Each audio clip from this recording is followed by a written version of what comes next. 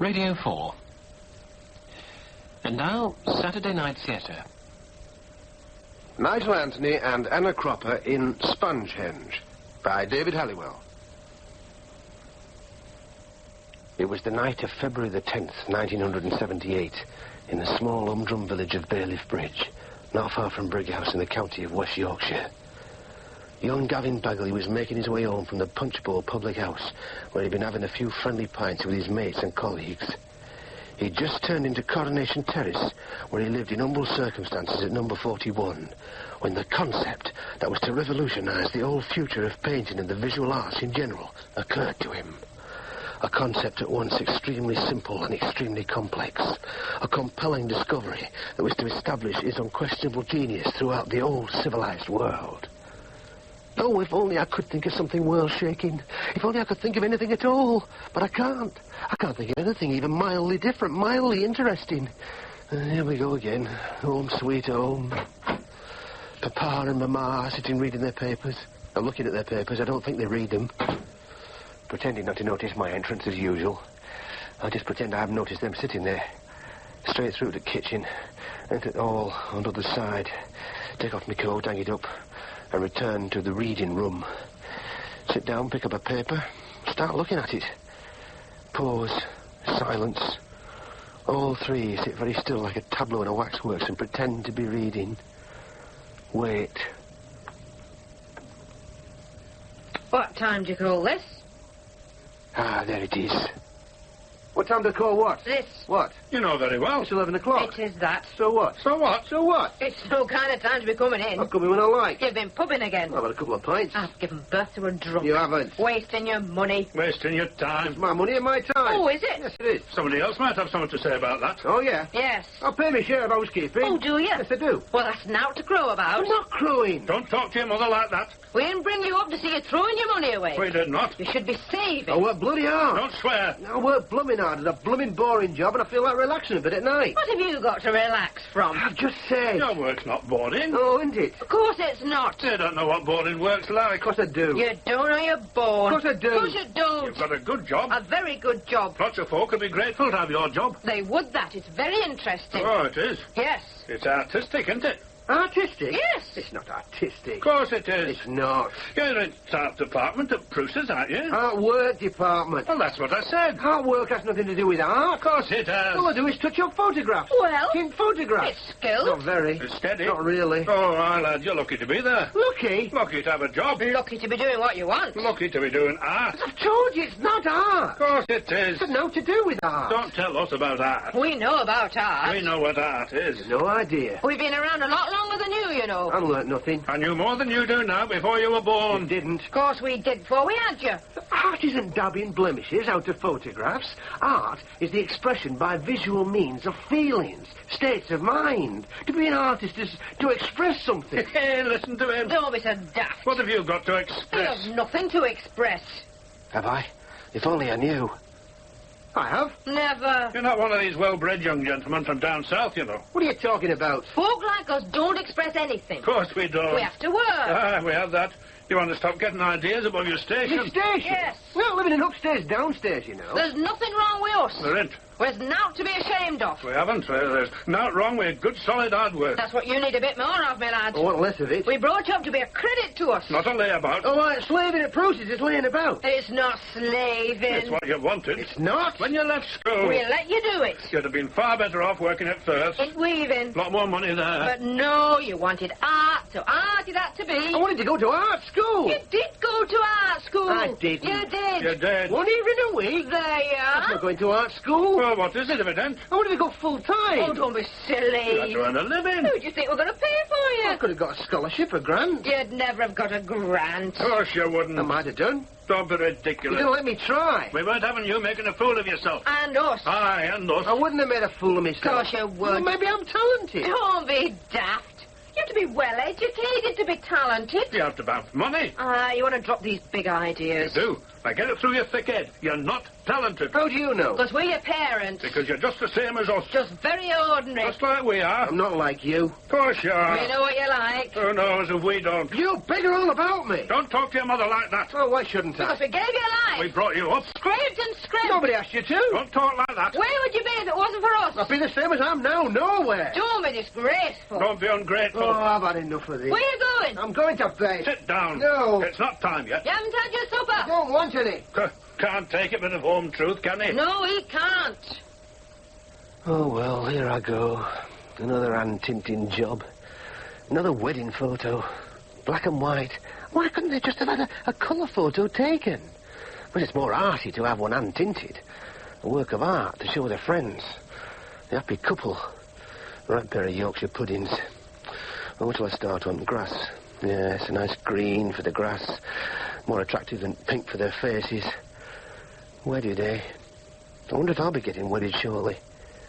Sandra. I mean, she's a nice lass, but is she the one for me? I mean, if I were a successful painter, I could do better than her. Oh, if. I'm not even an unsuccessful painter. I don't really know how to become one. I just dream. I suppose I could go to night school. But I'm so bloody tired at night after a day here, worn down by boredom. And it's not just here at work. My whole existence in Brighouse stifles me. I don't really fit in with anything or anyone I know round here. Why don't I go away? Oh, I don't know. I lack nerve. I lack application. I don't really know what I'd like to be. It's not always a painter. It can be anything. A great musician, a great brain surgeon, a great marine engineer. I make Walter Mitty look like James Bond. But I can't really see that. How can be done about it? Oh, I'll just have to go on as I am, I suppose. Well, it's Saturday tomorrow. Soccer. Our team's playing Boothtown.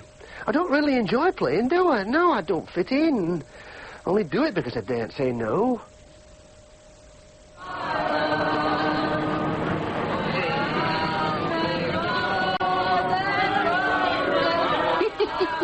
Oh, good. It's nearly. Oh, we won. We won. Hey, drivers as quick as any of us. Yeah, I don't know how he can drive. I don't, but he can. He's a genius. Yes, he's a genius. Not me. Come on, sing.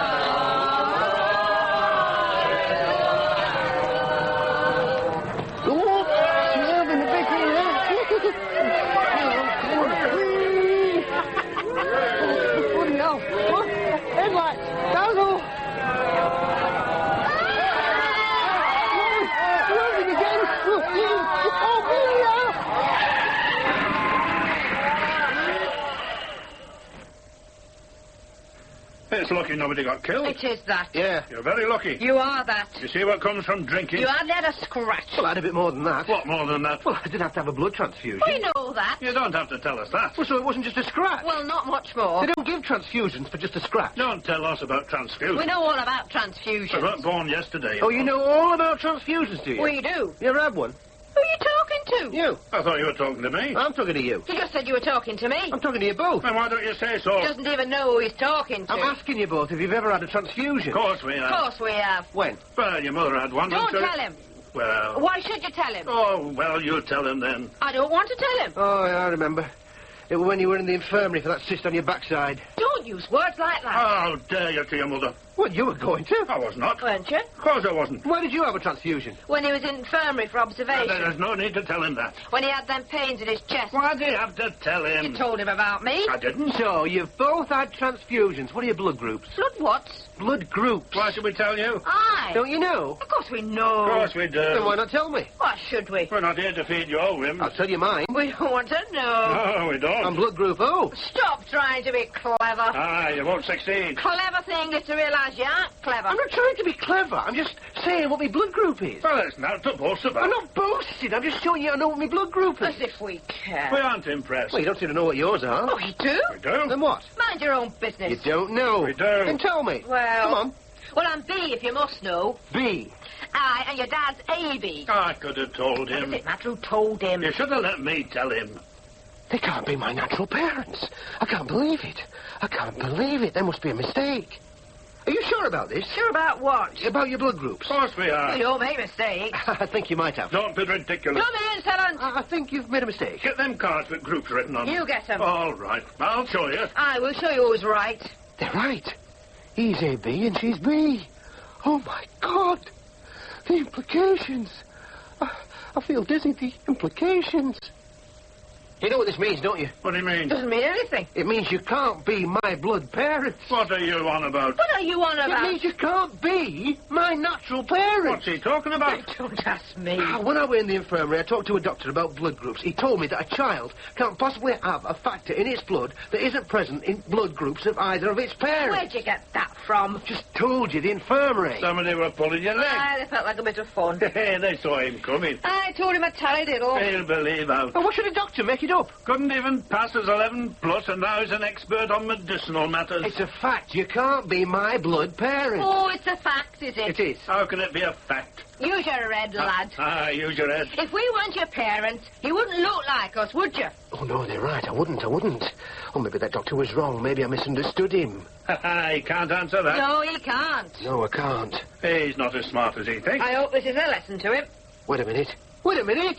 Do I look like you? Of course you do. You look like your father. You look like your mother. What a daft question. No, come on. Let's have a look at the mirror together. Don't be ridiculous. Have you ever heard out like it? We've no time for gormless experimentation. No, come on. You look like us, be told. There's an end to it. Aye. What about supper, ma'am? What do you want? Have we any of that malt bread left? You're scared. Aye. Tea or cocoa? You daren't compare our faces in mirror. Cocoa. You daren't. Of course we dare. Come on. No.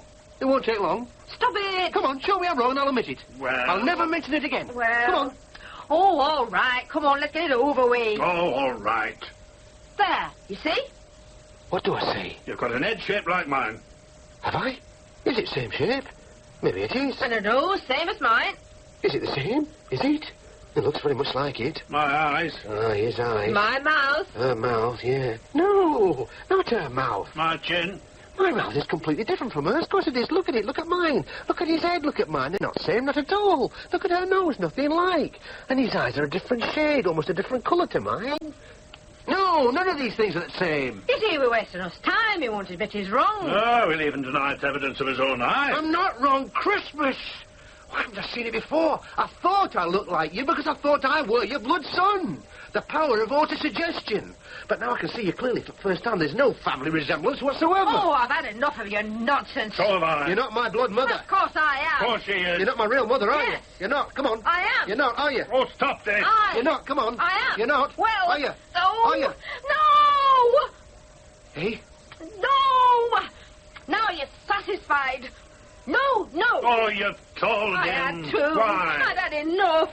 You're not me real parents. All right. What does it matter? Who are me parents? How should we know? You're adopted. Adopted. We kept it from you for your own good. Adopted? Yes. From who? We've no idea. But you must have. You must. How did it come about? Well, we couldn't have any children of his own. Your father couldn't. So we went to an adoption home. They showed us you. We never met whoever had you. They don't tell you who it was. So we decided to adopt you. It was all legal. Oh, what adoption home? Oh, we don't know. It's so long since. Oh, what's it called? Fairhaven. Where is it? Bradford. But it's gone. It's defunct. Are you sure? Aye. Well, since you're so good at finding stuff out, why don't you check up on it? How old was I when you adopted me? 3 months. They told us your birthday. 3 months. So maybe for 3 months I'd lived with me real parents. No, you hadn't. You'd been in Thorn for 3 months. Me real parents. There's no way you can find out who they were. I'll find out. What do you want to find out? They're for? out to you. They're everything. We're your real parents. Aye, it doesn't matter who actually gave birth to you. Of course it doesn't. We brought you up. We lavished everything on you. It doesn't matter to us you're not the same flesh and blood, and it shouldn't matter to you. It's the spirited thing that counts. You're our son, and you always will be. You're our son, and you always will be. No. I'm not your son. I never was and I never will be. What a revelation. What a liberation. No wonder I never felt at home. No wonder I never fitted in. No wonder I don't fit in anywhere. No wonder I don't know what I really want. No wonder I don't know who I am. I mean, a person is produced by the coming together of the genes of mother and father. It's their mixture which produces new person. Your identity is what you get from those genes. They provide your abilities, your potentialities. They provide, in essence, what you become. Oh, I know that potentiality can be modified to some extent by your environment and your experiences, but only to a very limited degree. No, it's your genes which provide your essential core, your essential being, your essential identity. But if you're brought up in a completely alien environment, like I've been, cut off from any knowledge of your real origins, then you live a conditioned lie. And you remain blinded, deaf and numb to real identity, to real abilities, potentialities and needs within you. I've been living a masquerade with those two people in Bailiff Bridge. Yes, I've got to discover what my real heritage is, what hidden flares I've got, what hidden possibilities. Then I'll know what I can become and therefore what I want. To do that, I've got to discover my real parents, yes. They could be anybody, couldn't they? Aye, they could. Anybody at all. Sie ist daher bereit, wieder in den Völkerbund einzutreten. The ladies not for turning. Blue skies are shining at me. Nothing but blue skies. The force that through the green fuse drives the flower drives my green age. Well, sure. You can light my cigarette if you're of the mind to. First of all, ladies and gentlemen, would you like to hear how the Diddy Men came to make their first record? Promise me you'll go right after sleep because Daddy has got to go out on some very important business. Dad didn't read Look there for Van Holder when he knocked somebody's off stick out. And then, comrades, there's our old friend, Equal Pay. Anybody? Yeah. The horizons are unlimited. Of course, that works both ways, yes. I'm thinking upwards, but what about downwards? Aye. My father might be a tramp or a dustbin man. My mother might be a prostitute or a char lady. My real parents might be even more humdrum than my false parents. Yes, yes. I've got to face that possibility, yes. Oh, I don't know, though. I mean, it's possible. But somehow I think they've got to be more special. I mean, I've always thought there was something special about me, and that feeling must come from somebody special. Yes, and I can hope to find special affection from them too, yes. I can love them and they can love me. That's very important, emotional security. Oh, yes, something I've never had from Bagleys. Yes, I've got to find out who those special people are, yes. Or were. Yes, it could be were. They could be dead. Well, dead or not, I must find out. Oh, where will I begin? That birth certificate me false parents have with their names on there must have been issued by some adoption place or somebody. Yeah, I've got to see me real birth certificate. And where will I find it? I'll ask Citizens Advice Bureau. Oh, there's a document attached to certificate. Owing to the unusual circumstances of this child's admission to the home, it's been thought suitable to append a short notice. The child named John Jackson entered the home as an abandoned child. None of the regular procedures for admission were complied with. Although James and Jean Jackson are named on the certificate as parents, neither of them was ever found, even though an extensive search was undertaken. The child was brought to the home by a man calling himself A. Appleyard, who refused to provide any further information to that contained on the certificate. It was these circumstances which persuaded the relevant authorities to allow the child to be adopted 3 months after its arrival. Will I ever find A. Appleyard? Was there ever an A. Appleyard? Oh, I'm beginning to think it's hopeless. Pint of mild, please. Mild. Aye. I don't suppose you know anything about the houses across the street. Across the street? Aye. There aren't any houses across the street. There used to be, but they've been pulled down. Sorry, I can't help you. I've only been here 2 years. That's 34 pence, please. Oh, yeah. Sir. Hi, young man. Hey? I remember them houses. Do you? Ah, you remember, won't you, Mrs. Waddington? I do that. She lived round here all her life. Haven't you? Aye, I've been coming in this pub for 30-odd years. You wore a depression in that corner seat. I've worn a depression in every seat in place. Aye. And worked off a few depressions and all. Aye. Do you remember number 18? Aye, lad. Do you remember a man called Appleyard who used to live there? Albert Appleyard. Well, yes, I suppose it could be Albert. It was Albert. Yes, I'm not doubting it. Did you know him well? Not all that well to nod to speak to on the street, no more than that. Well, could you tell me if he was living in number 18 in 1949? Oh, aye, he would be. He lived in that house as far back as I can remember. Was he married? Aye, his wife's name was Hilda. Did they have any children? Not as I ever knew about. Oh, well, might they have had a child and had it adopted? Nay, I shouldn't think so. Not that I ever heard tell about. Oh, I see. But they could have had. Why are you so interested? Shall I tell them? Oh, why not? I think they may have had a child adopted. Oh, yeah? Aye, and I think I might be that child. Hey. You think this fellow was your father? Well, he might have been. Well, I never. What sort of a man was Appleyard? I mean, what did he do? Nay, I don't know what he did. Nobody seemed to know how he earned his living. Folks sometimes used to think he might be a bit on shady side. A crook? Oh, I couldn't tell you, but he always had plenty of brass. I see. Aye, dressed well, a bit flashy, but a nice enough fella to talk to. Aye. Have you any idea where he is now? Now? Nay, lad, he retired, it must be 15 years ago. Couple of years after he'd gone, they pulled his house down. They pulled too much stuff down now, if you ask me. You've no idea where he went? No, lad. You never talked to him about his retirement? Well, I might have done in passing on the street. I probably did. But you can't remember out about it? It's a long time ago, lad. Oh, yes, I know that. But, I mean, might he have said where he was going? Well, he might have. But you can't remember what it was? Hey, no, I can't put light in me. Well, I mean, what sort of a place do you think he might have retired to? Hey, you've got me, lad. I mean, was it somewhere else in Bradford? Nay, it wasn't in Bradford. I'm sure it wasn't that. I'd have remembered that. Well, did he go to live in country? Oh, I don't think so. Doesn't sound like him somehow. What about seaside? That sounds more like it. Seaside? Aye. Come to think of it, I do remember him saying something about seaside. A seaside town? Aye. In Yorkshire? No. I'd have remembered it if it had have been. No, it was somewhere unfamiliar like. Unfamiliar? Aye. Oh, it's coming back a bit. Somewhere with a name like a lot of other names. Other names? Aye. That's why I've forgotten it. If we mention a few names, might you remember? Well, I don't know. Well, let's try. Blackpool? No, I remember that.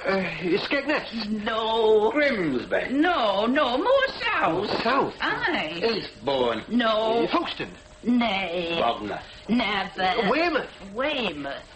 Was it Weymouth? Weymouth. Was it Weymouth, Mrs. Wallington? Weymouth. Was it? No. Oh. I thought we got somewhere then. So did I. But it was somewhere like Weymouth. How do you mean? Well, it was one of them muths. Muths? Aye, I know. Plymouth, Dartmouth. Oh, them. Aye, them. But which one was it? Oh, lad, that's why I can't recall it. There's so many. Too many, if you ask me. Well, what about Falmouth, Portsmouth, Bournemouth? Oh, I don't know. Well, I mean, didn't Appleyard ever say out about this place? I suppose he might have. I mean, did he ever mention some distinguishing feature? I don't know. Like a river? No. A beach? A building? A field? No. But he did say it was near somewhere. Near somewhere? Aye. Well, near what? Well, I don't know. Another town? No, not another town. A lake? No. Sea? No, she's already said it was by sea. Sorry. A wood? I can't. A bay? Don't. An inlet? A peninsula? A what? Oh, you know, a piece of land which juts out into the sea. A point. Ah, thanks. A point. A point? Yeah. That rings a bell. It was near a point. Aye, he said it was near some sort of point or other. A point? Aye, a point. What point? Well, now, let me see. It's something to do with an animal. An animal? Aye, you know, like with a name like an animal. A name like an animal? That's right. Well, what? Dog? No, not a dog. Horse? No. Pig? No. Lion? No. Armadillo? No, not like that. Smaller. My mouse? No, more something damp.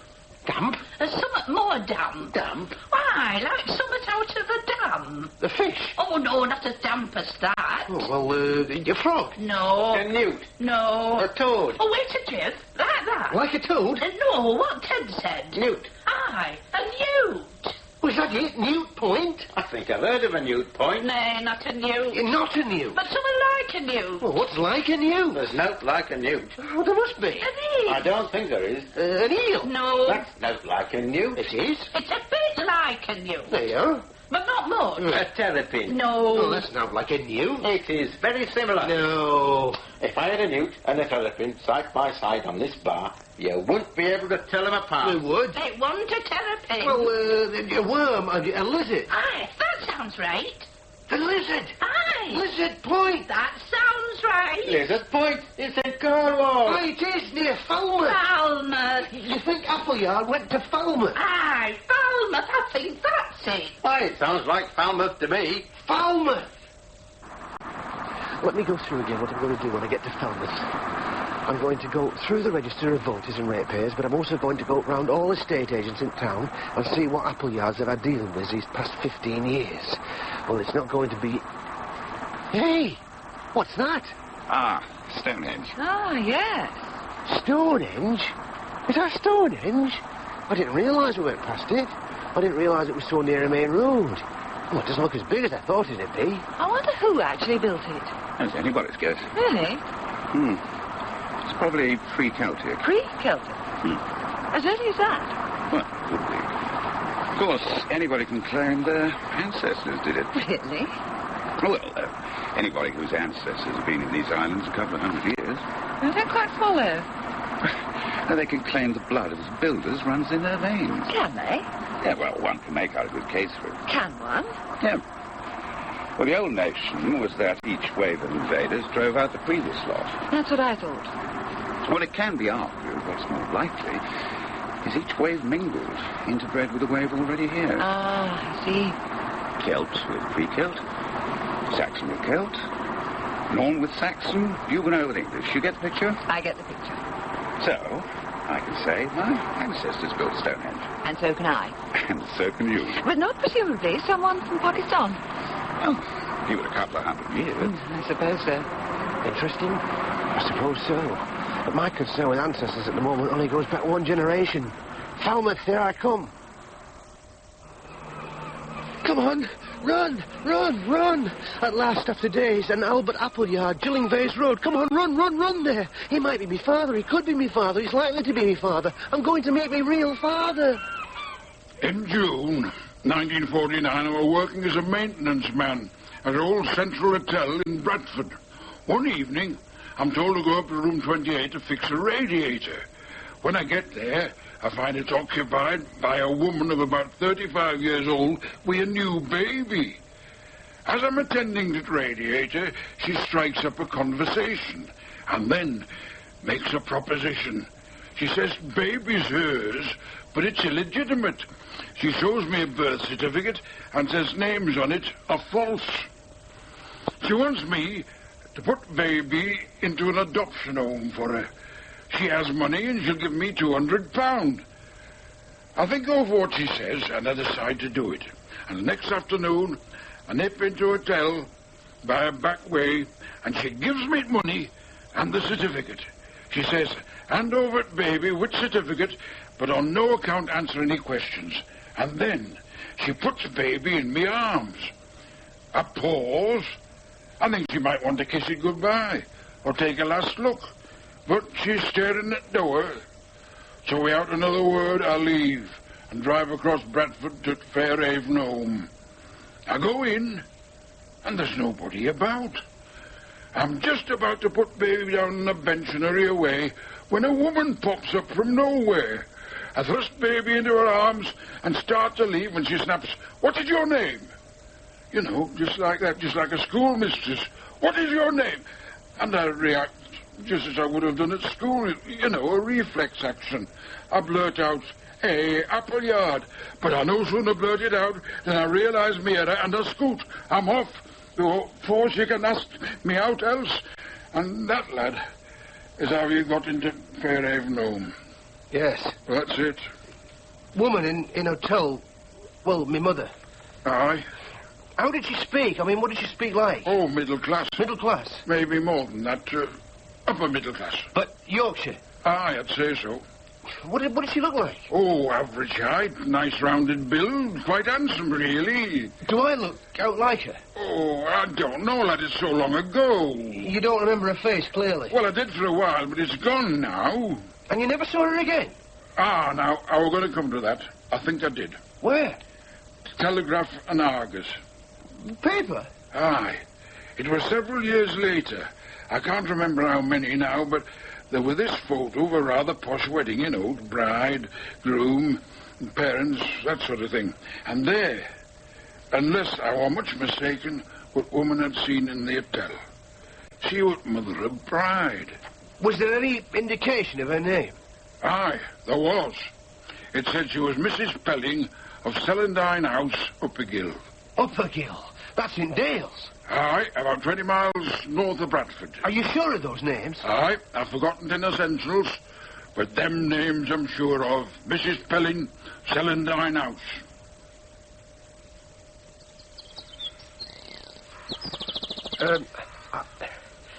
I have reason to believe that I am your son. I beg your pardon. I said, I have reason to believe that I am your son. My son? Yes. Is this a joke? No. I don't have a son. Oh, no. I have 3 daughters, that is all. You never had a son? I certainly did not. Of course she denies it to begin with. Of course she gives nothing away. It's only to be expected. Just keep on at her. Break her down. Look for telltale signs. Well, I say you did. This is preposterous. Who are you? I've already told you. What are you doing here? I have reason to believe I am the child you gave away nearly 30 years ago. What are you talking about? The baby you gave away. I never gave any baby away. You had an illegitimate child.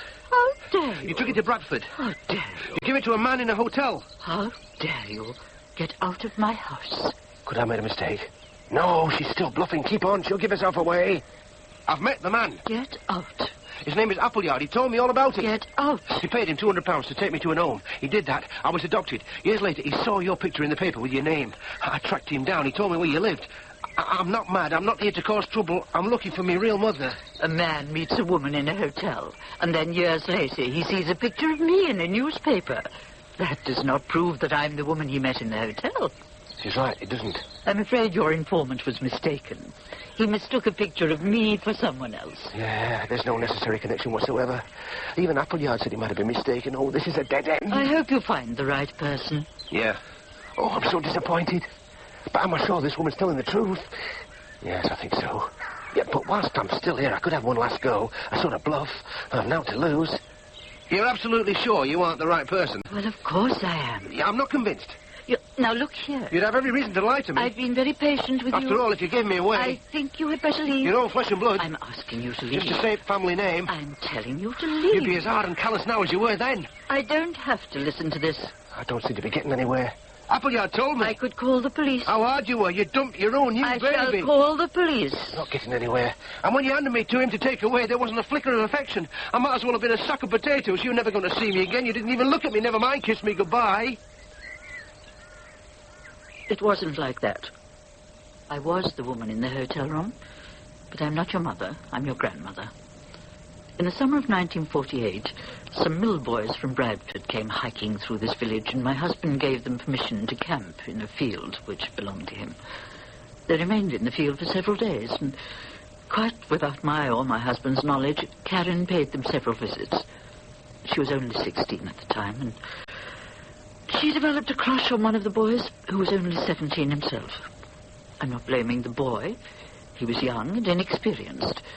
But he seduced my daughter in such a clumsy and brutal manner that instead of cementing the relationship, it brought it to an abrupt end. A few weeks after the boy's departure, Karen discovered that she was pregnant. She tried to hide it for as long as she could, but the time came when she had to tell me about it. Naturally, I was shocked, but I quickly realized something had to be done, and I pulled myself together. It was too late for an abortion, and Karen had neither the desire nor the ability to bring up a child. She stopped attending school, was kept indoors, and everyone was told that she was suffering from acute anemia. When the time came, I delivered the child myself. This wasn't as remarkable as it may sound, because I was in the Women's Royal Army Medical Corps during the war, and I'd had some experience delivering babies. The child was born and immediately removed from Karen's presence. I told both Karen and my husband that the baby had been stillborn, and that I would bury the body in the grounds where nobody would ever find it. But in reality, I took the baby to the Central Hotel in Bradford.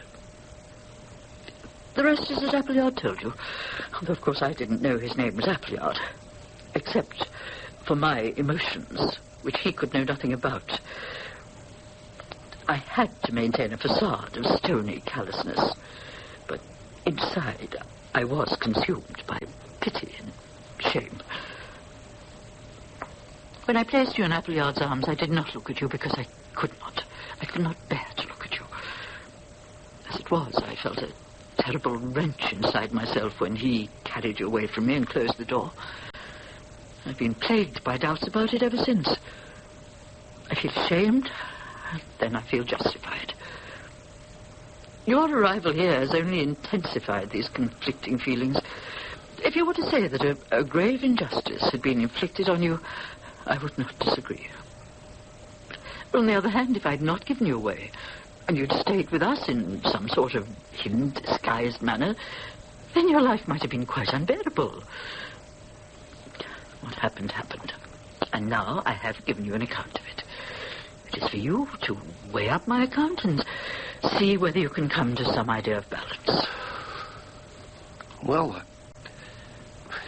I don't know. I don't know what to feel. I mean, there's so much. My parents, then, are your daughter Karen and this boy. Well, he'll be a man now, this man. Yes. And have you got... Yes, I can tell you where they are. Oh, yeah, I'd like that. Of course I know where my daughter is, but I've kept track of the young man, too.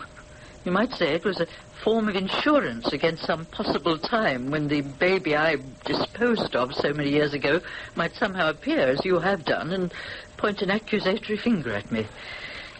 I did not want to add to my guilt by keeping the child from knowing where its parents were, if that time came. Oh, no. Look, I'm not accusing you. I mean, you did what you thought was... I don't want to get involved in recriminations. I want to know where I can find my parents. Well, I suppose that's very gracious of you. Your mother, my daughter, Karen, is now called Karen Mason. Mason is the name of the man she married, the man in the wedding photo. Karen is now separated from him, but she still uses the surname. And together with a partner called Madeline, she runs a small bakery in Buttershaw, a suburb of Bradford. And my father? His name's Wilfred Clapcott, and he... What's the matter? You look dumbfounded. But I know a Wilfred Clapcott. Do you? Yes. What does he do? Well, he works at a place called Pruce's in Brighouse. He's a shop steward there. Well, then you've met your father. Hey? He is your father. Him? That bloke at Pruce's? Oh, I can't believe it. I can assure you that he is the same person who came to this village 30 years ago. But him? I mean... Do you know him well? Well, not well at all. I hardly know him at all. I've just consulted him over union matters, that's all. It's just the point that I've met him, and I didn't know. It's that staggers me. Life plays strange tricks. Maybe. Wilfred Clapcott lives in Siddle. Oh, I didn't know that. It's part of Halifax. Yes. Your daughter, my mother, she still thinks I died at birth. Yes. And Clapcott doesn't know that you were ever born. Then I'm going to have to tell them. No, I'll tell them. It's part of my obligation towards you.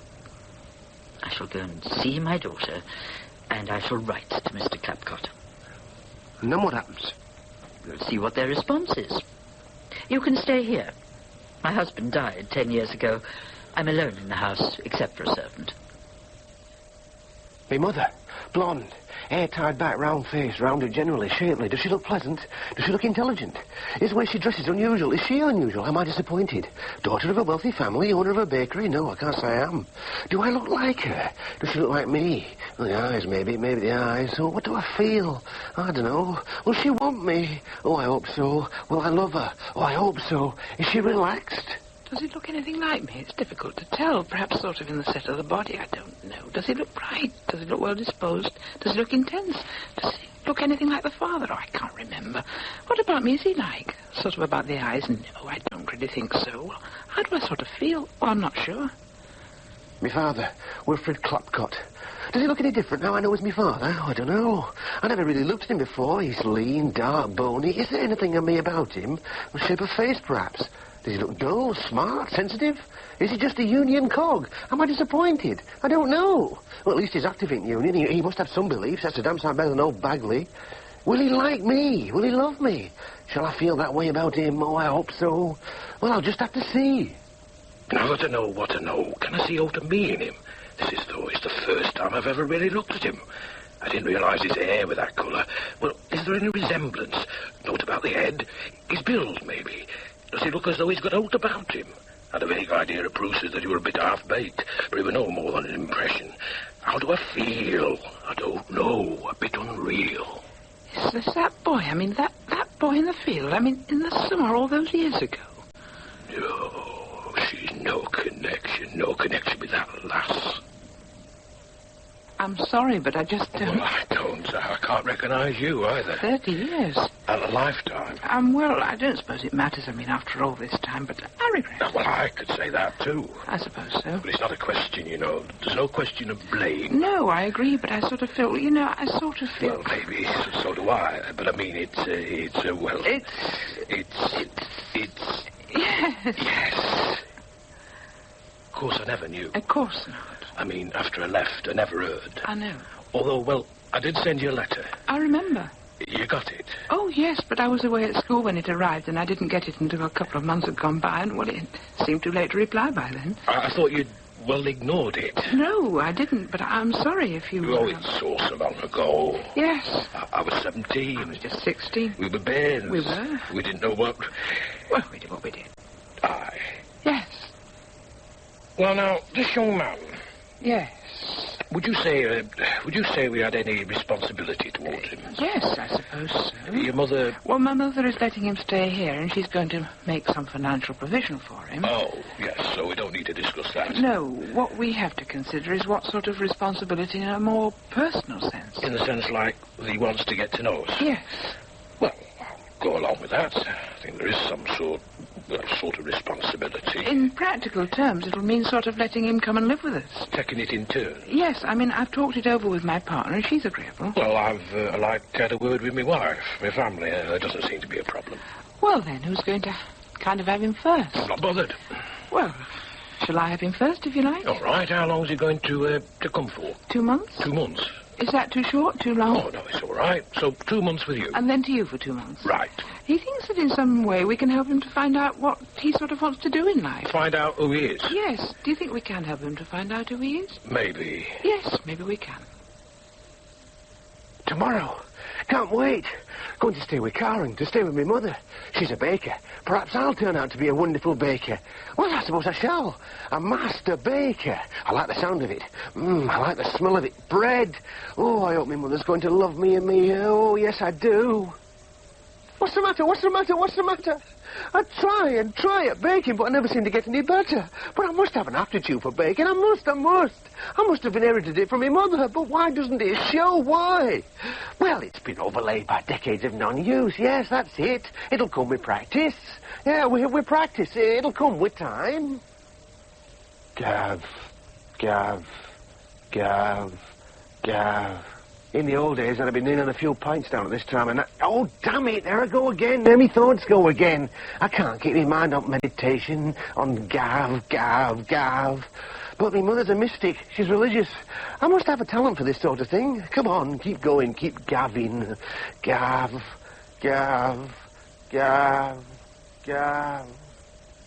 Karen, have a word. Well, of course, Madeline. As your partner, your friend. Well, of course. Gavin. I'm sorry, he shouldn't be in the bakery.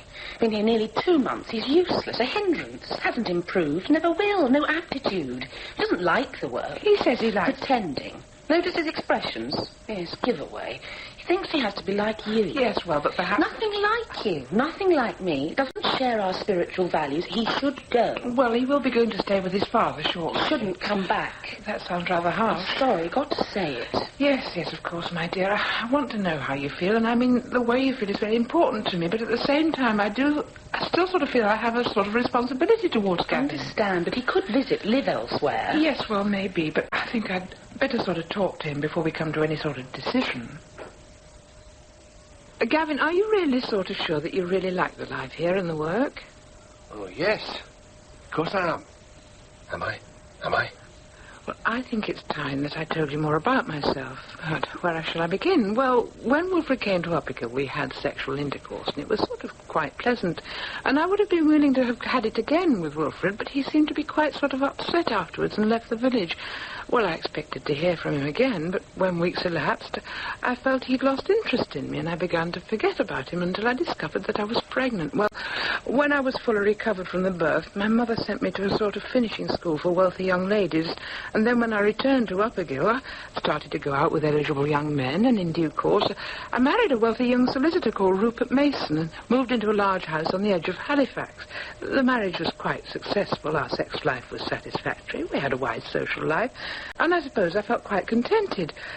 Well, that was the situation in 1968 when something rather remarkable happened. It was the afternoon of a day in June, a very ordinary afternoon, and I was in the house on my own in the kitchen in the process of making some bread. I mean, I'd always rather enjoyed baking as a sort of hobby, and I'd just prepared some dough for rising, and it was on the table in front of me in a baking tin. I just put a cloth over the tin.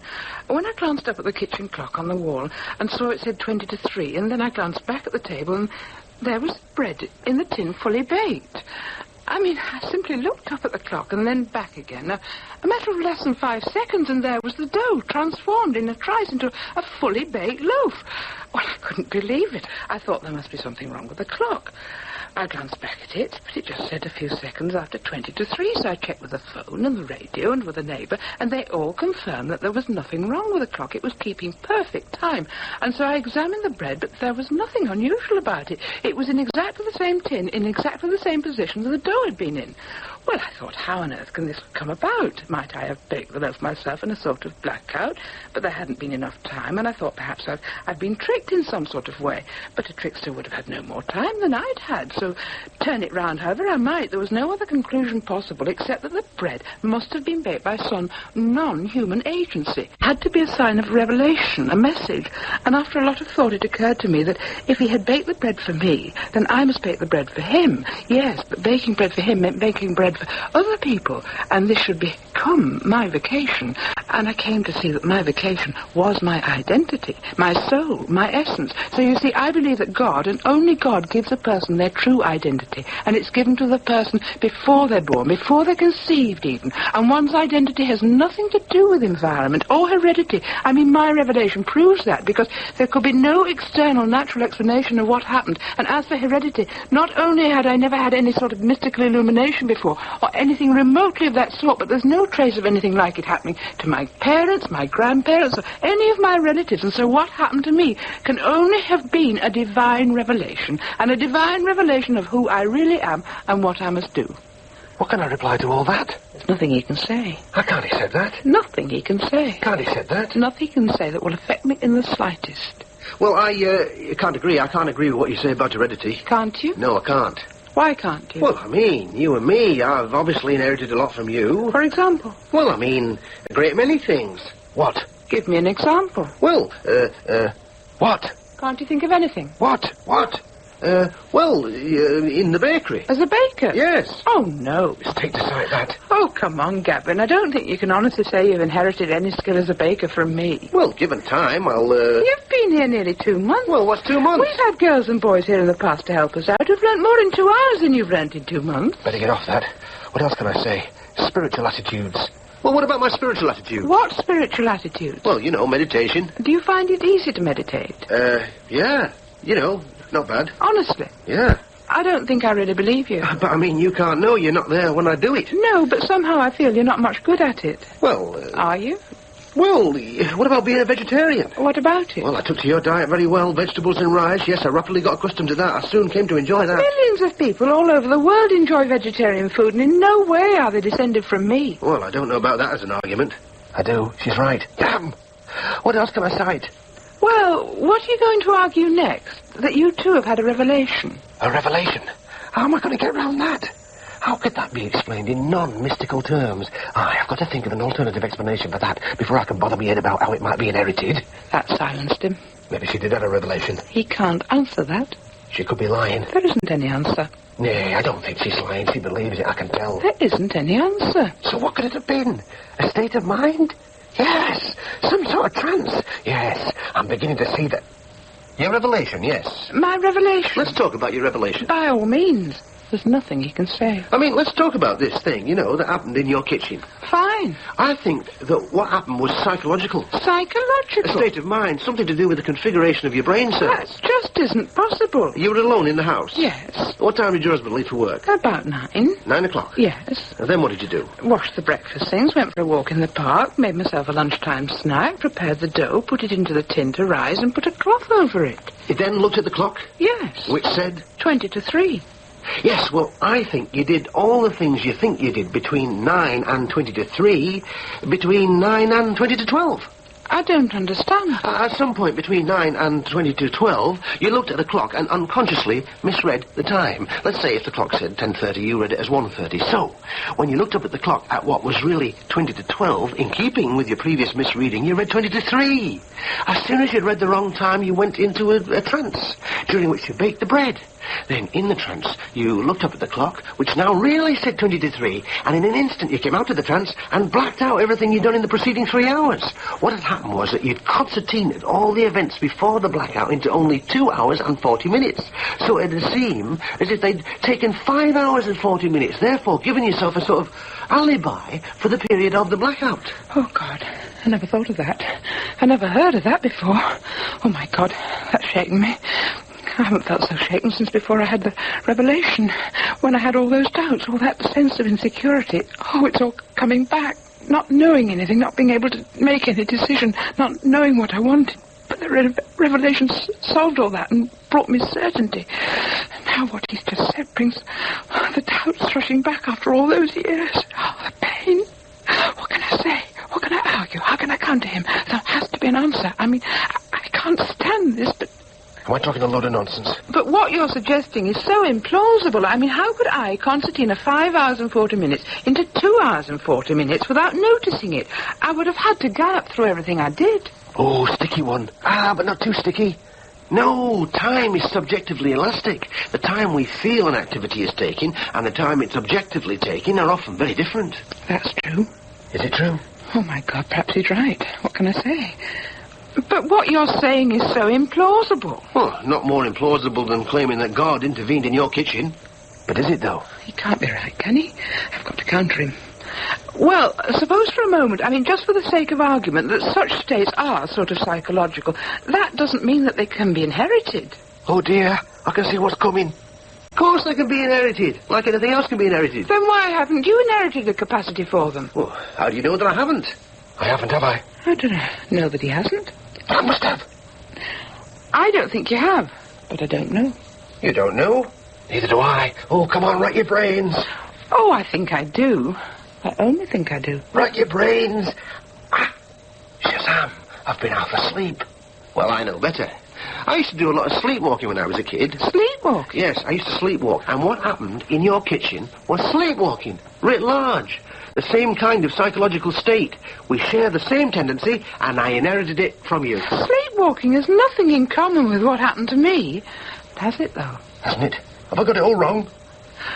I mean, I've never had any strange psychological experiences either before my revelation or after it. I mean, I've never gone sleepwalking or had trances or seen anything odd. I mean, my revelation stands out as something completely unique in my experience. I mean, it belongs to a different sort of dimension when compared to everything else. And I mean, in no way can it be reduced to psychological terms. Maybe what she says is all true. Maybe she was given her identity by God. Well, I think that's a delusion. A delusion? Am I hiding things from myself? I mean... Perhaps identities can be inherited. I don't like this. Oh, this is terrible. I don't like it at all. Still, don't let him see that I'm disturbed. I must try to hide my worry from her. Have I made any impression on him? I haven't made any impression on her. Well, all this is really sort of rather academic, and it's not getting us anywhere. I mean, you'll be leaving here in about a week to go and stay with your father, and so I'd really like to suggest that for the last few days you might stay out of the bakery and sort of think about things. Are you saying I'm no longer welcome here? Oh, what a pity.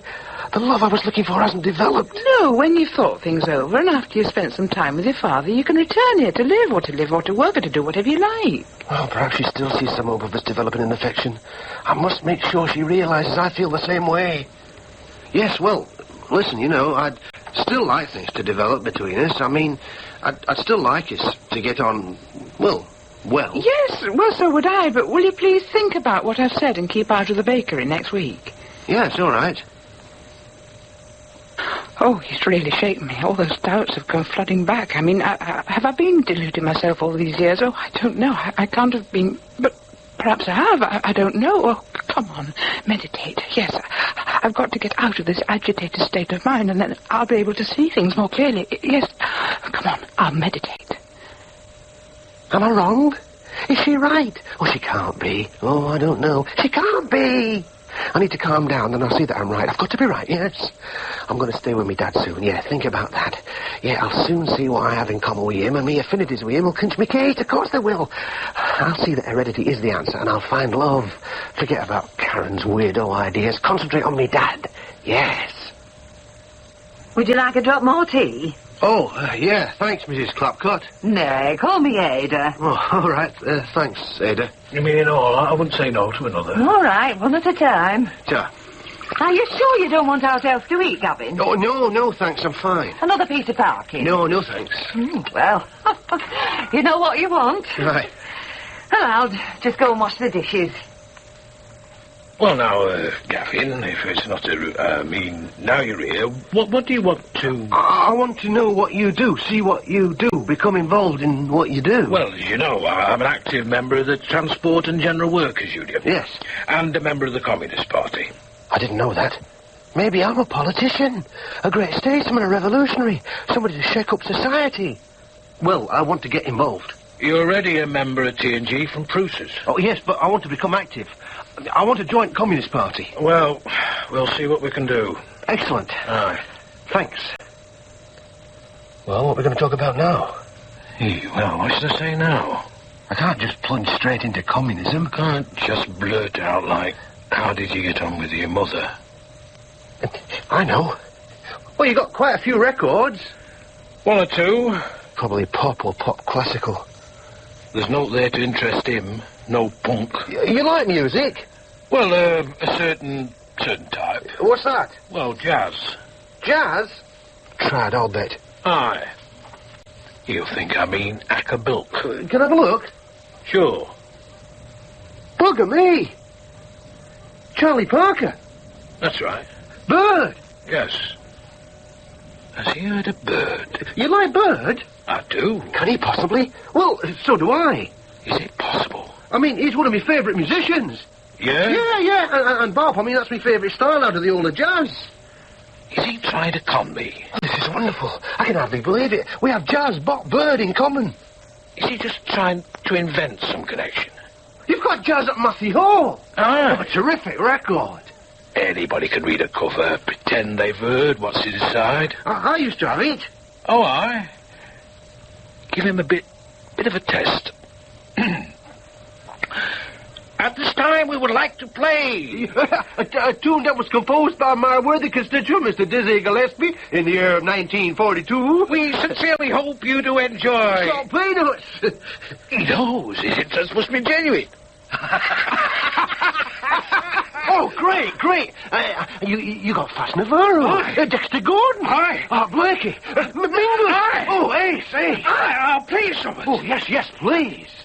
This is marvellous. Couldn't be better. Can't be a coincidence. I mean, jazz, Bop, Bird. I must have got it from him. Oh, this is a lot better than with Karen. I can see immediately we have something very special in common. I can see immediately he is my real father. Oh, we'll develop a great bond. I'll find the lovely I've always wanted from a parent. Oh, this has got to work out, really work out. There's no mistake here. I've found what I've been looking for.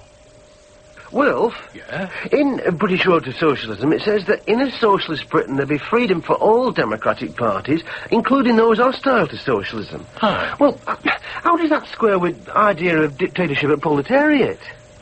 Are you sure that you really want to join the Communist Party? Of course I am. Well, Gavin, you know, I mean, unless you understand the party's programme as outlined in British Road, you'll not be accepted for membership. Oh, I know that. But you've read it time after time. I've taken you to branch meetings. You've listened to lectures on Marxism. You've read books. You've asked me questions after question.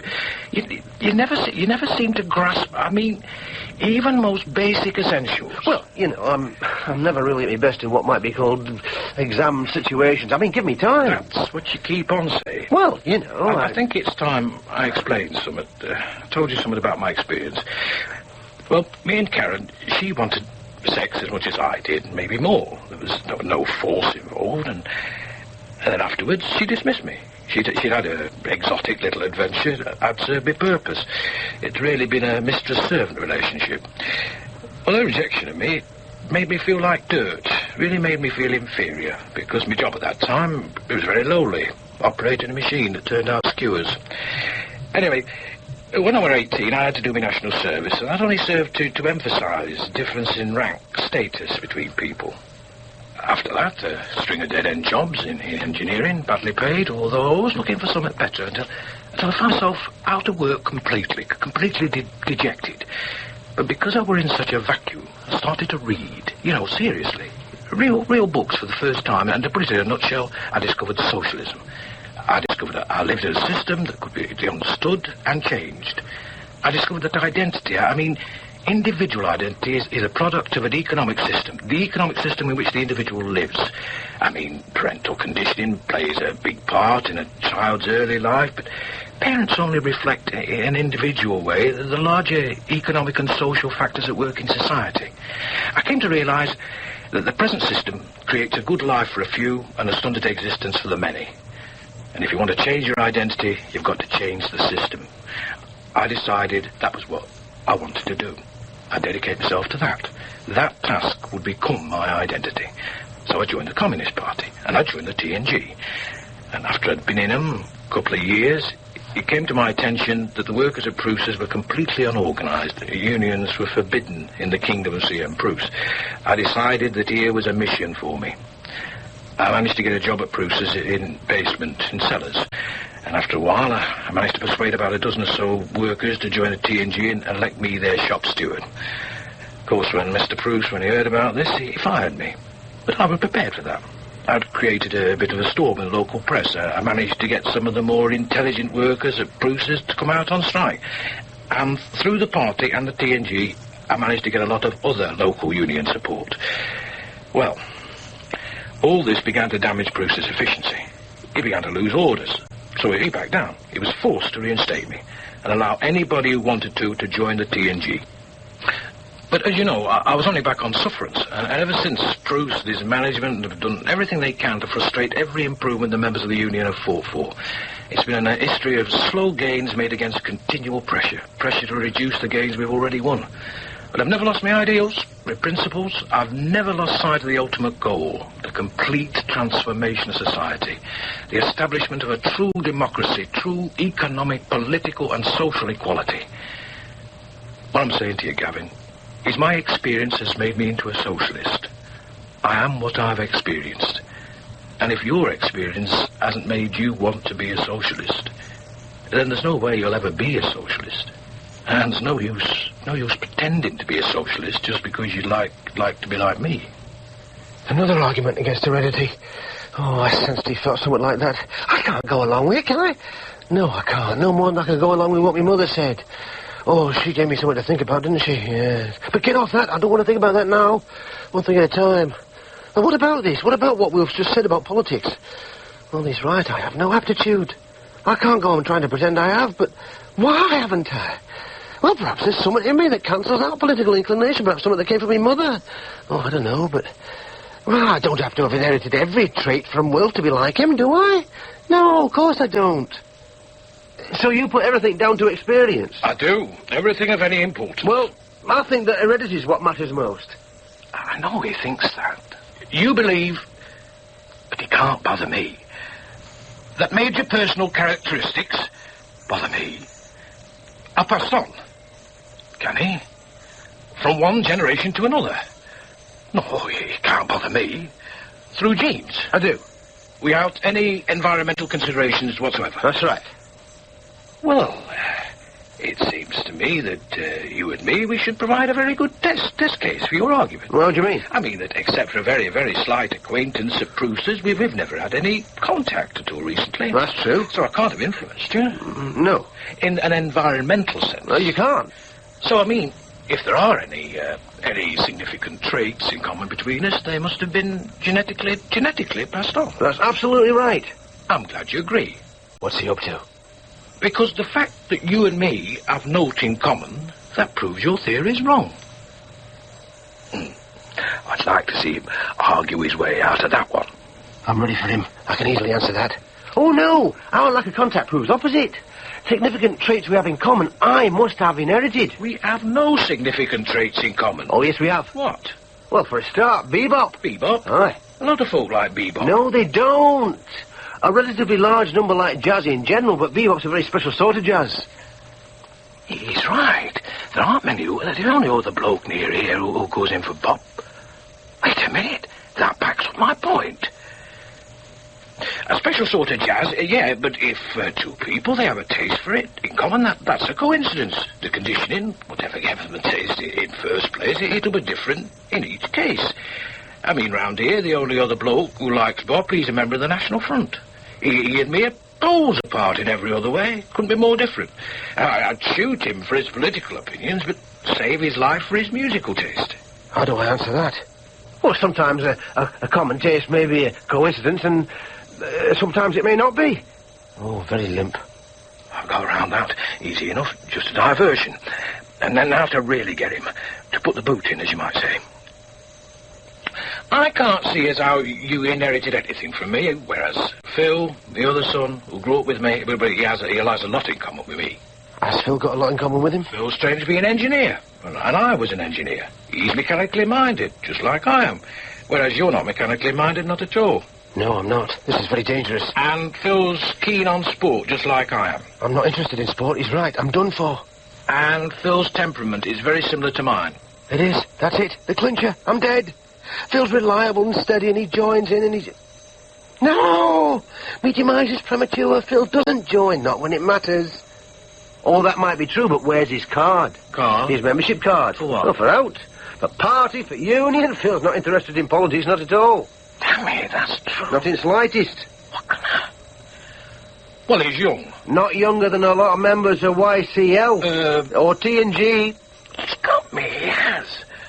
Well... And if you're talking about learning from his parents' example, he should have a double ration of political interest, because his mother's political as well. I've risen from the dead. Ha! He's making a strong point, very strong. But surely there can't be aught in his ideas. I mean, I've had my doubts about my beliefs from time to time over years, but the strength of my convictions has always enabled me to push such doubts aside, brush them aside with ease. But now, this, why hasn't Phil? Have I made any impression on him? I mean, if folk don't get their politics from experience, if folk can inherit political positions, there's no hope for the world. Born a fascist, remain one. You'll never be able to persuade anybody, change anybody. Oh, surely that can't be. Can it? I need time to think. Move him on. Well, apart from that, one thing, Phil and me, we have a great deal in common, whereas you and me, well, the only thing you can cite is bebop, and that's not much to base a theory on. I'm ready for this. Oh, yes, I've kept it up my sleeve. No, there's something even more important than bebop that we have in common. Bluff, it's got to be. Oh, aye? We have a quest in common. A what? A quest. I don't follow. We've both undertaken quests. Quests? Aye.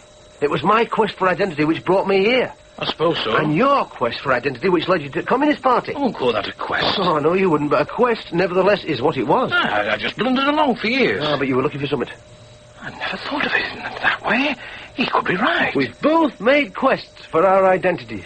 Well, even if we have, it's no proof of inheritance. Lots of folks search for something to give their lives meaning. No, they don't. Not like we did.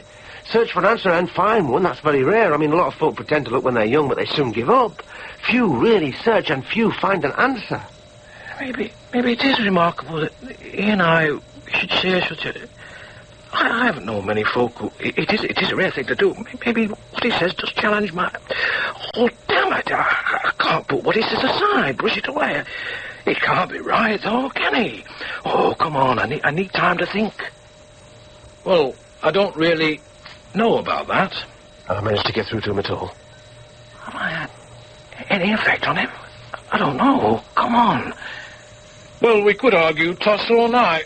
What I want to say is, think about what I've said, give it some, and please, try not to be under Ada's feet all the time, and maybe go out a bit more, find other... Don't be so obsessed with what I do. Give me a bit more time with me other children. He doesn't love me, does he? I don't think he can. I don't think he even likes me. After all my hopes, I've got to face the possibility that he's just been tolerating me. All right. I'm sorry I've been such a nuisance. No, you haven't been a nuisance. You've just been a bit overeager. Not an answer to give me much reassurance. Is he just doing everything out of some sense of duty? Is that what Karen's doing? Do they like me? Do they think they could ever love me? Oh, I don't know, but questions leave a big vacuum inside me. I still want to love them, don't I? Oh, I do. Oh, I feel so disappointed. Should should I ask him how he feels? Oh, no, on top of everything else, I feel embarrassed to ask him. But I feel so empty, alone, bereft. Well, I won't be over-eager from now on. I won't be able to. I won't even be able to reach under-eager.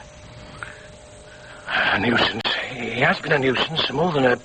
Not in the way he meant. He's got right under my skin. Inheritance versus economics. Nature versus nurture. I haven't thought about that old argument for years. I haven't wanted to. I haven't needed to. But now...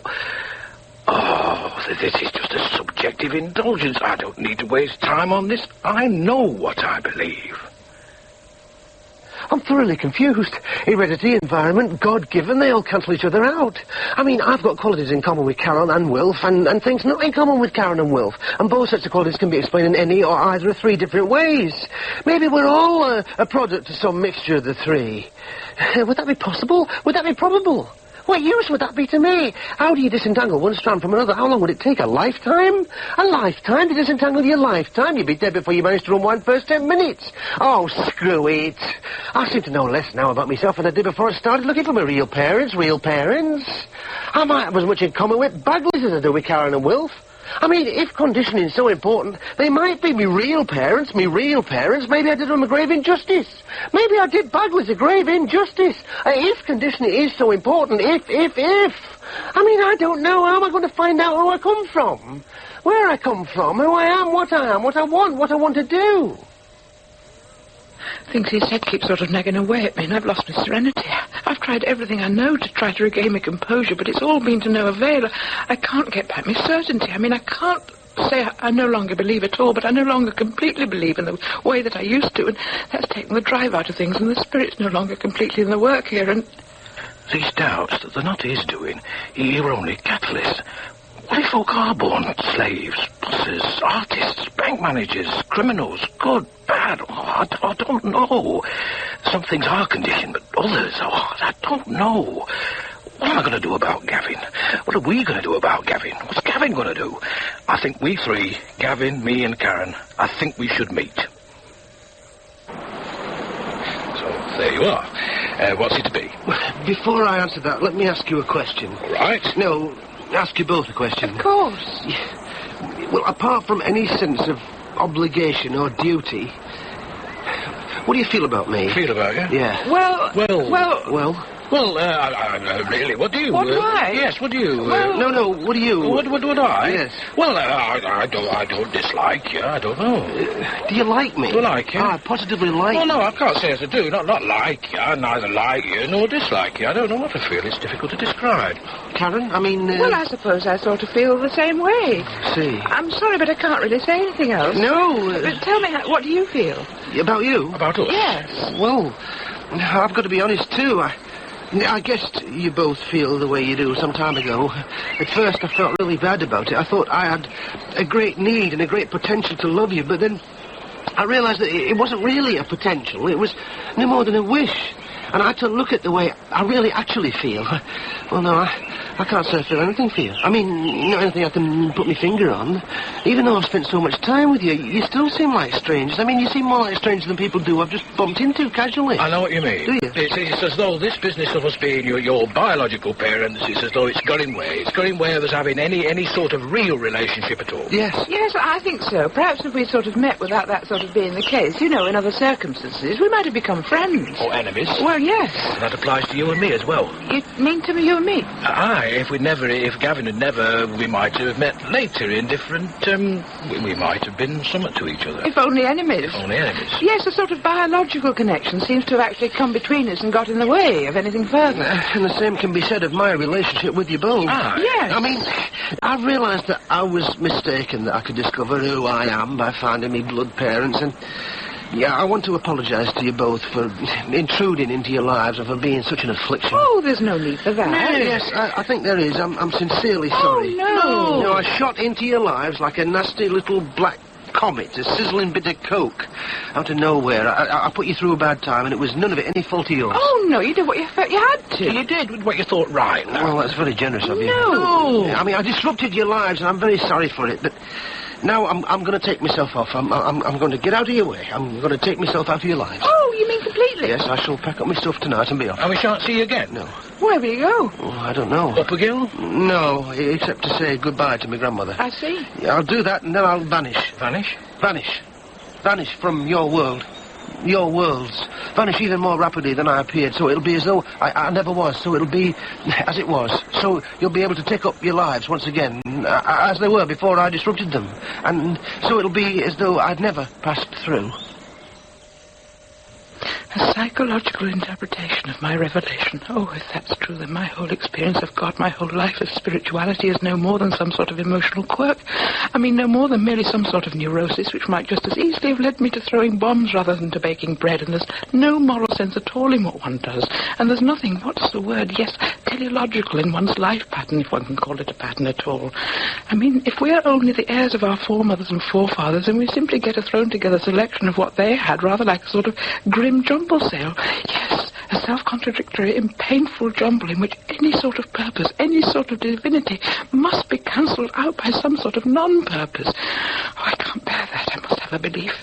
Yet I can't believe in anything anymore. I mean, I don't know whether God exists or whether he sent me a sign, but I can no longer believe, and I'm filled with doubt. Yet I can't continue without a purpose. And unless I believe, I can't go on with the mission here at the bakery, and I can't go on living. I mean, the anguish of doubt and disappointment is so intense. Oh, what can I do? What can I do? What can I do? There's nothing I can do. I can't survive without a purpose, and without light, without hope, and all in the dark, and so the only thing is to kill myself. Yes, that is the only thing I can do. It'll be hard on Madeline. Oh, poor Madeline. But what use am I to her like this? And she'll have the bakery, she'll have her faith. Yes, the only thing I can do is to kill myself. My darling Madeline, when your eyes read this, I shall be dead, and you will know that I am dead. I lost my faith and had no reason to believe that it would ever return, and without faith I could see no purpose in going on living. Oh, no. Why? Why? Why?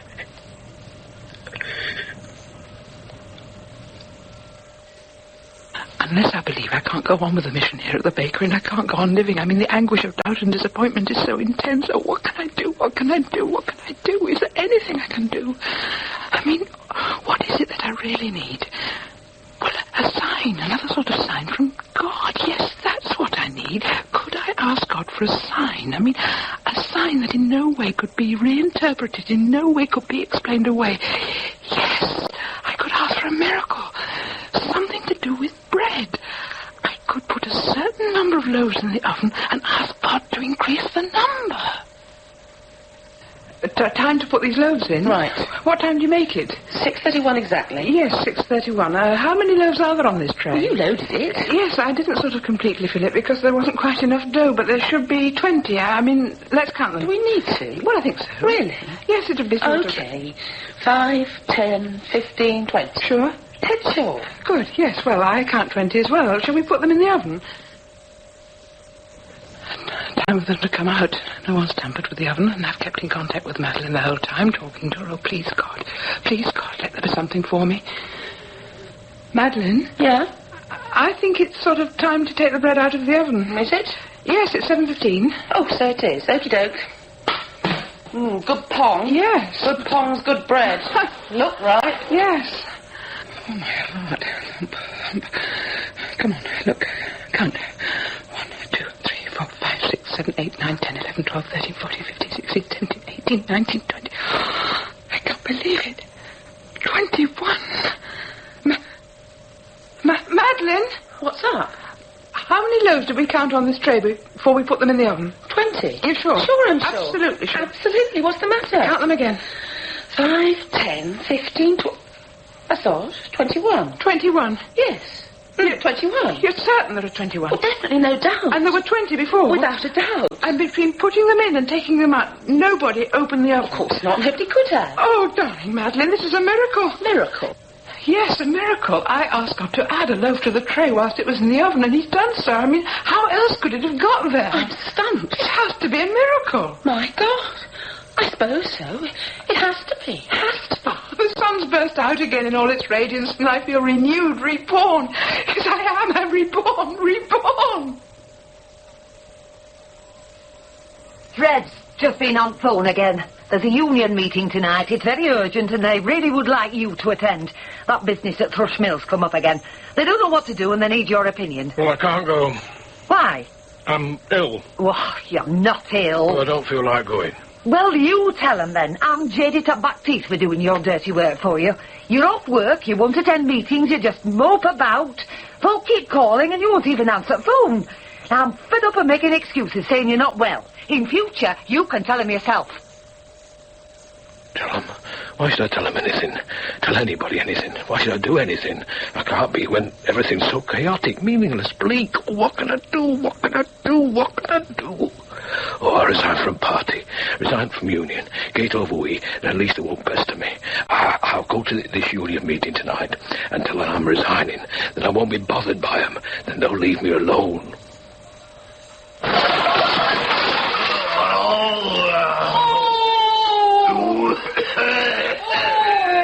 Well, this is it, no, this is it. Oh, you can't even stand up. This is it, I told you, this is it. I warned you, you're coming dead drunk one more time, I'm not for good. Well, last night was that one more time. I can't take any more, I told you. Oh, but why? You know very well why. This has been going on for months ever since you've resigned from politics. You've just gone from bad to worse. You've no job, you don't do out, you don't eat, you don't even get washed. All you do is drink. Oh, Lord. Oh, no, stop it. It's not just the drink and dirt, it's the defeatism. You're not the man I married, the man I used to know, the man I used to respect. Oh, nah, would you not? I've tried to understand, but I can't. What you've allowed to happen to you is a disgrace. It's no behaviour of a responsible member of society. You've not only let me down in your family, but you betrayed your own great ideals and you betrayed the working class movement. I can't live with that. I don't want to be tainted with that, so I'm off and I shan't be back. Well, wait a minute. No, I'm off. Well, who cares? I don't give a damn. Not a damn. I'm going down the slippery. What else is it to do? I'm dying. Decaying. Here. Where's that sodding boot? I'm rotting away. Rot. Why should I tell them anything? Tell anybody anything? Why should I do anything? I can't be when everything's so chaotic, meaningless, bleak. What can I do? What can I do? What can I do? Go online here. I don't know. It's so boring. But what isn't? Oh, I'll get up, go out. Nowhere to go, but I'll go out.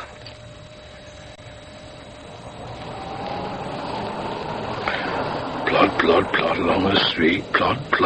What a drag. No interest in the sun, the dogs, the gardens. Don't even see it. Not going anywhere. Plod, nowhere to go. When I've plodded nowhere, I'll plod back to the house. Another nowhere. Plod. I don't want to go to this union meeting tonight. I'd even resign. Plod. Still, if I went, I'd be going somewhere. I'd have something to do. Not much, but something to do. Hold on. Something to do. It would be something to do, going to that meeting. However meaningless, something to do. And that's better than not at all. I'll plod. I'll plod that meeting tonight. And when I get there, shall I resign? Or shall I plod on? I mean, without conviction. Plod by plod, item by item, as things come up. Folks still need help, whatever their providence. There's a frightening lot of suffering in the world. By God, there is. There is that. All over the world. All round me, here, and getting worse. Daily getting worse. Can I stand back and do naught? Because philosophically, possibly naught can be done, naught can be changed. No! Even if change is impossible, I must behave as though it is possible. I don't have to have any laws of history on my side. What does it matter if the world can't be explained? I've just got to go on plodding. We have banners, we have glory. I'll plod on. I'll not resign from party, from union, from life. I'll plod back home. I'll talk to Ada. Then I'll plod into Thrush Mill's Manning level dispute. Here I am. These famous stones have stood some 3,000 years. That's what the label says. Does the blood of the builders run in my veins? When I was looking for my blood parents, I used to think so. When I was looking for the more immediate blood that runs through my veins, I used to think of me yet-to-be-found parents as my personal Stonehenge. My own standing stones. Solve their mystery and I'd solve my own. Find out how they stood and I'd find out how I stood in relation to them. But here I stand, a mystery and therefore a misery. Totally bewildered, totally depressed. Oh, what can I do? What can I do? What can I do? I've got an allowance, I can go anywhere. But where would I go? I don't want to go anywhere. I'd be wretched and lost. Oh, I completely lost amongst the unfamiliar. The unfamiliar, yes. Well, at least my present state is quite familiar. Oh, only too familiar. I feel exactly the same as I did before I started on my quest. I may be standing and looking at Stonehenge, but inside I'm right back in Bailiff Bridge, aye. Well, I might as well return there. At least I know folk there. They are familiar. And Bagleys are as likely to be me real parents as anybody else's. Well, it'll be start, but I've no alternative. I'll return to Bagley household. No, you don't go round there to get there. You do. No, you don't. Of course you do. Oh, you do? What are you putting your fillings in for? I'm agreeing with you. No, you're not. He is? He isn't. I am. Who asked you to agree with me? Nobody did. Then pack it in. All right, pack it in. I'm just stating my opinion. We don't want to hear your opinion. No, we don't. Your opinions are worthless. They are that. You've no idea about how... Of course I have. You haven't. I have? You haven't. I have. You have no idea how to get there. And neither of you. Of course I have. You go round there to get there. No, you don't go around there. Then where do you go? To the way. What other way? Opposite way. What opposite way? Opposite way round. Here I stand. A mystery, and therefore a misery. Totally bewildered, totally depressed. Oh, what can I do? What can I do? What can I do? I'm standing there like an idiot, staring at these stones. What the hell am I up to? Standing, staring at stones. Well, out of all the confusion, I can be certain of that. I can see stones, some standing, some tilted, some perched on top of others. I'm a man standing looking at stones. Yeah, that's me. And if I turn, I'm a man looking at fields, trees, and now I'm a man staring at stones again. Well, that's a certainty, yes, but it's such a limited certainty. I mean, surrounding that tiny certainty is the enormous uncertainty of everything else. Oh, wait a moment, that's not about certainty. As I stand here, I can be just as certain I don't know who I am as I can be certain I'm looking at these stones. Yes, that's another certainty. The certainty of my uncertainty. My uncertainty is standing here. My confusion is here, now. Yes, now. Whatever I am is now. I don't need the past to explain the now. What is now. What does it matter what concoction of influence has brought me to the present moment? Yes, my presence here, my being here, is somehow much more, somehow beyond all possible explanations or possible permutations. I'm not defined by any possible description of me. Gavin likes soup, Gavin likes jazz, Gavin comes from Brighouse, Gavin is kind, Gavin is cruel, Gavin is a genius. Are any of these me? What I really am me? No. They're qualifications, they aren't the substance. I'm more than qualifications. I'm the spaces between the qualifications, yes. But that still leaves me with a problem. I am spaces, but spaces are elusive. What do spaces want to do? Well, what can they do? Only two things, really. I can do what I want to do, or I can do what I don't want to do. Well, I don't want to do what I don't want to do, do I? No, I don't. So, I'm going to do what I want to do. I am, but what do I want to do? I mean, that's always been my problem. Well, just do what you feel like doing, whatever it is. Don't ask why, don't ask questions. Just do. And when I've had enough of these stones, I'll turn. Put one foot in front of the other and go wherever my feet take me. Let one want lead to another, one at a time, until a time comes, if it comes, a time comes when I want something more extended. A vocation, yes, it'll come. It won't be me, but it'll come from inside me, yes. I can wait for it to come. I can stand here looking at Stonehenge, and perhaps Stonehenge stands there looking at me. I'm a sort of henge, a flesh henge, plastic henge, tube henge, spaces henge. I'm made up of holes and spaces like a sponge. Sponge-henge. That's me. I am a sponge-henge. Yeah, I suppose all human beings are sponge-henges. Interconnections of holes and spaces and relationships are also sponge-henges. Mysteries, yes, but existence. Existence. That's the important thing. Existence requiring no elucidation to maintain their validity. You might say, all human race is a sponge-henge. A gigantic sponge-henge, aye. All of us are it, and it is all of us. Yes, I am a sponge-henge. Gavin Sponge-henge. I found myself beside the stones. I turn, I move my right foot, I move my left, I walk, I smell the air. I move towards the road, towards whatever. I am infinite. Oh, what can I do? Oh, what can I do? Oh, what can I do? Oh, what can I do? Oh, what can I do? Oh, what can I do? Oh, what can I do? Oh, what can I do? Oh, what can I do? Oh, what can I do? Oh, what can I do? Oh, what can I do? In Spongehenge by David Halliwell, Gavin Bagley was played by Nigel Anthony, Karen Mason by Anna Cropper, and Wilfred Clapcott, Anthony Dowse. Mr. Bagley, John Bott. Mrs. Bagley, Alex Marshall. Albert Appleyard, Colin Douglas, and the landlord, David Halliwell. Mrs. Waddington, Gabrielle Day, Mrs. Pelling, Catherine Parr, Madeline, Teresa Stretfield, Ada Clapcott, Jean Trend, and the coach passenger, James Kerry. The play was directed by Peter King.